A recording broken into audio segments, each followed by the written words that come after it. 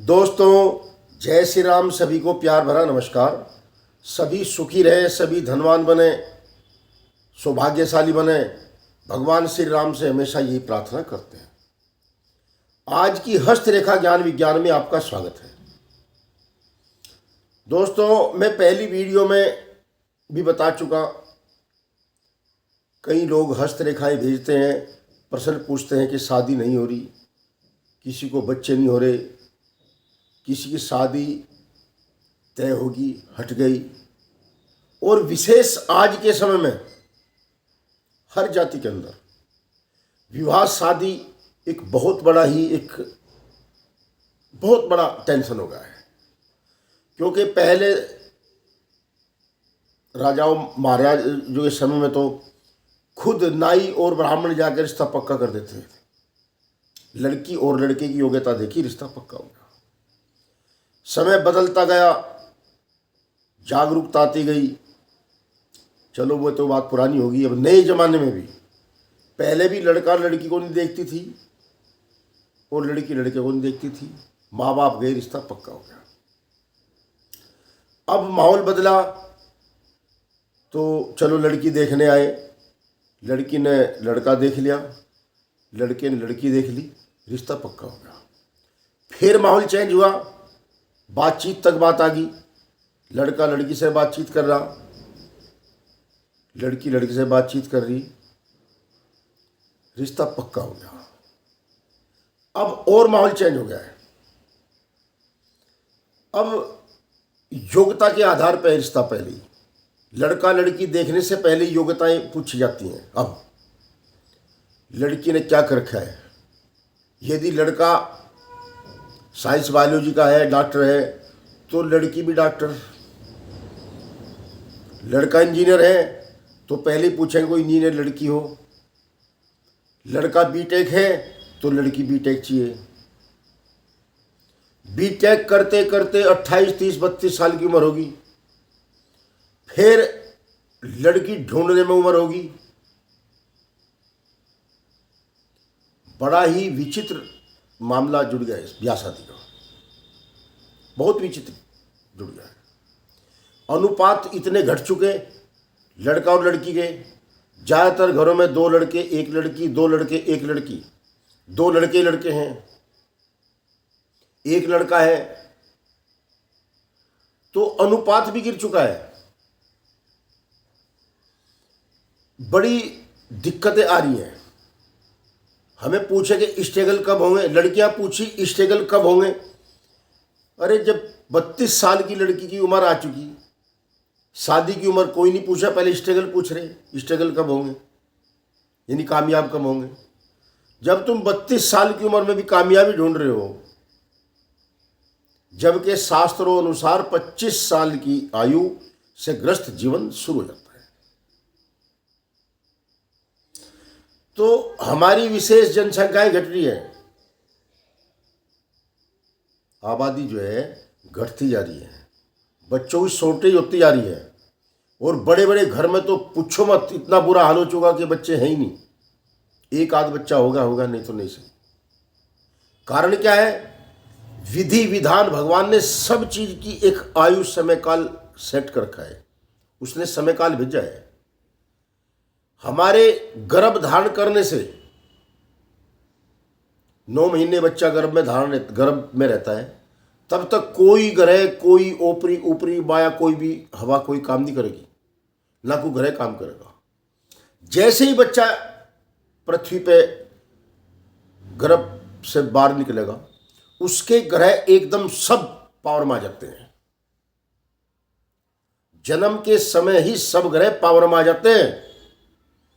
तत्काल हम पुरोहित को बुलाएंगे, ब्राह्मण को बुलाएंगे, उससे उसके बारे में सारी बात पूछेंगे और उसके जीवन की घड़ी से, जीवन के समय से, स्थान के समय से सब कुछ, उसकी जन्म पत्री, जन्म लगन में सब कुछ आ जाएगा। पूरे जीवन का खेल, पूरे जीवन का जो भी उसमें तमाशा होगा, पूरे जीवन में जो भी काम होंगे, पूरे जीवन में जो क्रियाएं होंगी, उसका समय काल सब निश्चित और निर्धारित हो जाएगा। कि आप भी देखते होंगे 25 साल की उम्र में क्या होगा, 35 साल की उम्र में क्या होगा, या उससे पहले 5 साल की आयु में क्या होगा, कैसा पढ़ेगा, कैसा विद्वान बनेगा, क्या आघात पहुंचेंगे, क्या जीवन सुखी रहेगा, ये सब चीज आ जाएगी। तो इसलिए जब सब चीज का एक समय निर्धारित कर दिया, हम प्रकृति से खेलेंगे। आयु मान लिया किसी की 25 साल लिख रही, और हम 32 साल तक की आयु में भी लड़कियां ढूंढ रहे हैं। लड़की वाले लड़के ढूंढ रहे हैं, तो हम प्रकृति से छेड़छाड़ कर रहे नहीं कर रहे। अब हमें पूछते हैं जी संतान कितनी होगी, जब संतान रेखाएं हाथ में है ही नहीं, या उस समय काल बीत गया, उस समय थी बाद में अलोप होगी। पहले जब हम हस्तरेखा देखते थे, क्योंकि पुरानी प्रैक्टिस हो चुकी है हमारी, तो हमारा एक बुध का क्षेत्र है, यहां पर हमारी विवाह रेखा होती थी, अब भी होती है। इनकी आयु 20-22 साल विवाह की आयु आ जाती थी, 20, 22, 24, 25 लास्ट। और हाथों में संतान रेखाएं 8-8, 10-10 होती थी, छोटी बड़ी होती थी, जिससे हम पूरा आलंकन लगाते थे लड़की कितनी होंगी, लड़के कितने होंगे। आज के समय में विवाह क्षेत्र जो विवाह रेखाएं हैं, ये ऊपर पहुंच गई, यानी कि ऑटोमेटिक ही ऊपर की तरफ स्थान चेंज कर दिया इन्होंने अपना। अब उसमें ये समझ लो कि प्रकृति ने अपना नियम बदल दिया, क्या करें। समय, किसी का समय निर्धारित था, वो समय निकल गया, शादी नहीं हुई। भाई डिसीजन तो आपने भी लेने हैं, जब ये प्रकृति से खिलवाड़ी तो है, आप निर्णय नहीं लोगे। अब इससे पहले लगभग 30 साल पहले, 25 या 30 साल के बीच में इतने गर्भपात होते थे, इतने गर्भपात हुई कि पूछो मत। इतना संतुलन बिगड़ गया, लड़के और लड़कियों में इतना अंतर आ गया। और विशेष समृद्ध परिवारों में, जो मजबूत परिवार है उनमें अंतर ज्यादा है। अंतरजातीय शादी क्यों हो रही? आनी चाहिए घर में। जब रोटी का नंबर आता है, रोटी कौन बनाएगा? घर में स्त्री चाहिए, लड़की चाहिए, बहू चाहिए। तो जब अनुपात खराब हो गए हैं, तो फिर बहू कहां से लेकर आओगे? जब आपके 2 लड़के हैं, लड़की है नहीं, तो अनुपात आप ही समझिए अनुपात कितना खराब हो चुका है। हर आदमी की 25 साल पहले यही धारणा थी, 30 साल पहले, कि बस 2 लड़का 1 लड़की हो जाए, एक लड़का हो जाए बहुत है। मजबूरी में किसी के यहां लड़की है, 1 लड़की या 2 लड़की, आगे बच्चे नहीं भी है। कहने की बात है कि बेटा बेटी एक समान, मगर शुरू से ही अंतर शुरू हो जाता है। यदि ये अंतर ना होता बेटा बेटी में, तो गर्भपात क्यों करवाते पहले? क्यों भ्रूण हत्याएं होती? क्यों ये पाप होता? आज उस अनुपात की भ्रूण जो हत्याएं हुई हैं, उसका आज परिणाम लोगों के सामने आ रहा है कि घर में बहू बेटियां की जब शॉर्टेज आई है, जब आँख खुली है। कुछ हमारी धन्यवाद गवर्नमेंट ने भी इस पर अंकुश लगाए, और सख्ताई से अंकुश लगना चाहिए इस पर, क्योंकि अब भी कुछ सुनने में अखबारों में बात आती है, फला जगह भी टेस्ट हो रही, ये हो रही, ये हो रही।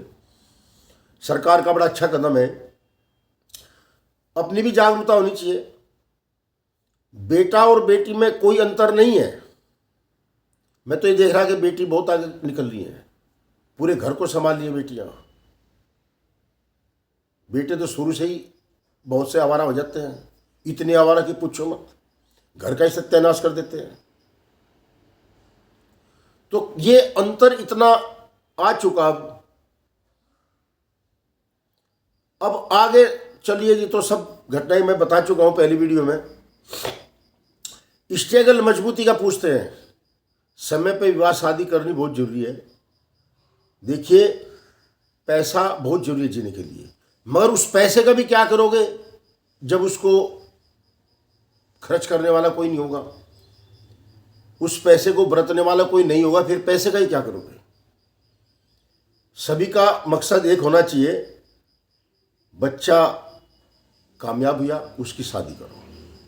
शादी के बारे में ज़्यादा बारीक सोचना बहुत गलत है। कुछ समझौते पर बात आ जाए तो शादी कर लो।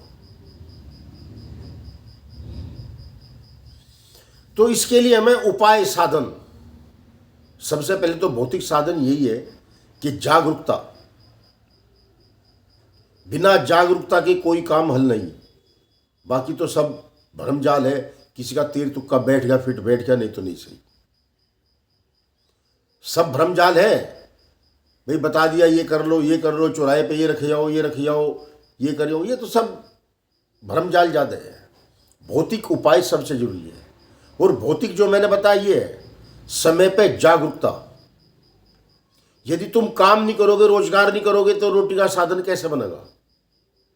भगवान के मंदिर में जाओगे, पूजा करोगे, पाठ करोगे, वहीं बैठे रहोगे, तो भगवान क्या तुम्हें वहीं से झोली भर देगा? मिटा दे अपनी हस्ती को अगर कुछ मर्तबा चाहे। मिटा दे अपनी हस्ती को अगर कुछ मर्तबा चाहे, कि दाना खाक में मिलकर गुले गुलजार होता है। दोस्तों, किसान भी एक दाने को जमीन में गाड़ता है पहले, तभी उसकी फसल निकलती है। जमीन में दाना नहीं गाड़ेगा तो खरपतवार निकलेंगे, जो जमीन को घेरेंगे, ना वो खाने के, ना वो फेंकने के, ना वो कुछ करने के। तो काम कर्म का करना बहुत जरूरी है। साधन फिर अपना ऊपर वाला आशीर्वाद देता है। आशीर्वाद फिर ऊपर वाला अपने आप देता है। बिना कर्म के हमारा कर्म नहीं बनेगा। दोनों एक ही शब्द हैं, कर्म कर्म। एक कर्म करने का है, एक कर्म तकदीर का है। बिना करने के, बिना कर्म के, बिना साधन के हमारी तकदीर नहीं बनेगी। चाहे कितनी हस्तरेखा खराब हो जाए, कितनी हस्तरेखा बढ़िया हो, और कितना ही किसी का ज्योतिष बढ़िया हो, कितनी भगवान की पूजा करो, बिना कर्म के कर्म नहीं बनेगा।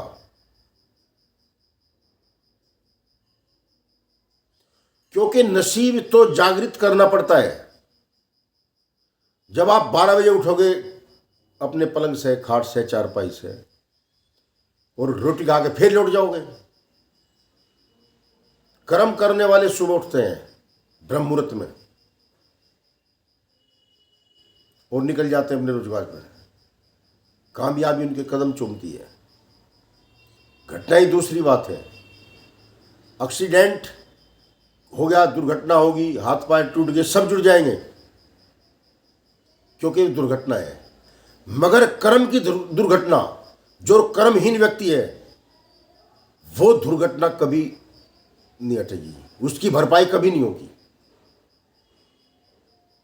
तो कर्म का करना जरूरी है। कर्म करोगे तो अपने आप कर्म बन जाएगा। ऐसी सब कुछ इन हाथों की रचनाओं में है। सुखी होगे, आप किसी से हाथ मिलाओ, अगर आपके अंदर बुद्धि विवेक है तो आपको हाथ मिलाते ही पता चल जाए, जैसे हाथ मिलाओगे, कि आदमी सौभाग्यशाली कितना है। क्योंकि हमारे हाथों में एक विशेष लचक होती है, विशेष गुण होता है। जब हम हस्तरेखाएं देखते हैं तो सबसे पहले उसका हाथ जब हम पकड़ते हैं, उससे पता लग जाता है कि भाग्यवान व्यक्ति है, तकदीर का धनी है, तकदीरवान है, कर्मवान है। ये हाथों के पकड़ने मात्र से, छूने मात्र से ही पता चल जाता है।